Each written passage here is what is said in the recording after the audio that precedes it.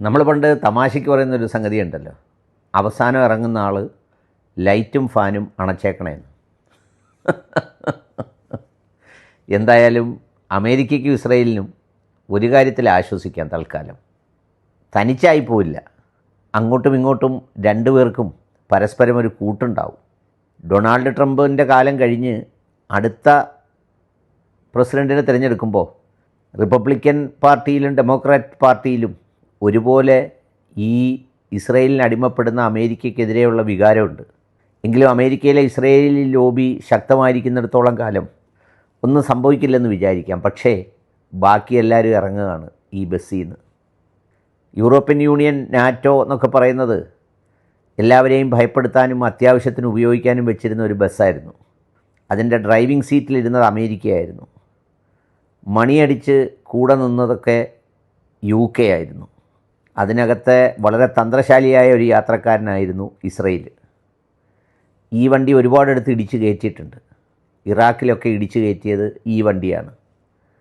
പക്ഷേ ഇപ്പോഴത്തെ ഒരു സ്ഥിതി എന്താണെന്ന് ചോദിച്ചാൽ, സ്പെയിനും സ്ലൊവേനിയയും അയർലൻഡും പറഞ്ഞേക്കുന്നു ഇസ്രയേലുമായിട്ടുള്ള കരാറൊക്കെ മതി, ഒരു സംരക്ഷണ കരാറും ബാക്കിയുള്ള ഏർപ്പാടും ഇസ്രയേലുമായിട്ട് വേണ്ട. അതുകൊണ്ട് യൂറോപ്യൻ യൂണിയനിലെ ബാക്കി രാജ്യങ്ങളോടും പറഞ്ഞിരിക്കുന്നു യവന്മാരുമായിട്ടുള്ള അഭ്യാസം ഒഴിവാക്കിയേക്കണം. വിശ്വസിക്കാൻ കൊള്ളാത്തവരും ലോകത്തിലെ ഏറ്റവും നികൃഷ്ടഭാവമുള്ളവരുമാണ്. അതുകൊണ്ട് തന്നെ ഇനി അത് തുടർന്നു കൊണ്ടുപോകാൻ താല്പര്യമില്ല. അവർ വഴിക്കിറങ്ങുകയാണത്രേ.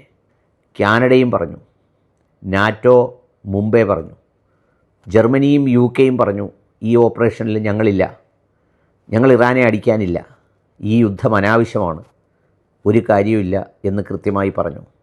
പക്ഷേ ഇസ്രയേലിന് വേണ്ടി അമേരിക്ക തുടങ്ങി വെച്ച ഈ യുദ്ധം മൂത്തതോടുകൂടി നാളെ ഇറാനെ മാത്രമല്ല ഏത് രാജ്യത്തെയും യവന്മാർ ആക്രമിക്കും.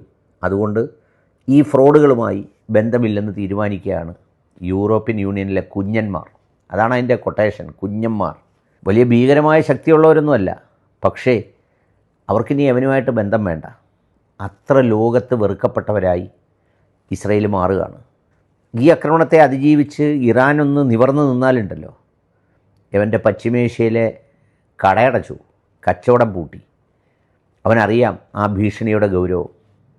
അതുകൊണ്ട് ആണ് എല്ലാ വട്ടും ഈ ട്രംപിലിറക്കി ഇതെങ്ങനെയെങ്കിലുമൊക്കെ ഒരു നാശോന്മുഖമാക്കാൻ വേണ്ടി ശ്രമിക്കുന്നത്. ഏതായാലും സ്ലൊവേനിയ, അതുപോലെ സ്പെയിൻ, അതുപോലെ തന്നെ കാനഡ, മറ്റ് അയർലൻഡ് അടക്കമുള്ള ഏതാണ്ട് യൂറോപ്യൻ യൂണിയനിലെ എല്ലാ രാജ്യങ്ങളും മാറുന്നു എന്ന് മാത്രമല്ല, അവരൊക്കെയും യൂറോപ്യൻ യൂണിയനോട് ആവശ്യപ്പെടുന്നു ബന്ധം തന്നെ ഔദ്യോഗികമായിട്ട് വിച്ഛേദിക്കാൻ. അതുകൂടാതെ മിഡിൽ ഈസ്റ്റിലെ രാജ്യങ്ങൾ കൂടി രണ്ടുപേർക്കും ബൈ ബൈ അടിച്ചാലുണ്ടല്ലോ, ലോകത്തവന്മാരുടെ ആപ്പീസ് പൂട്ടി ഉറപ്പായി.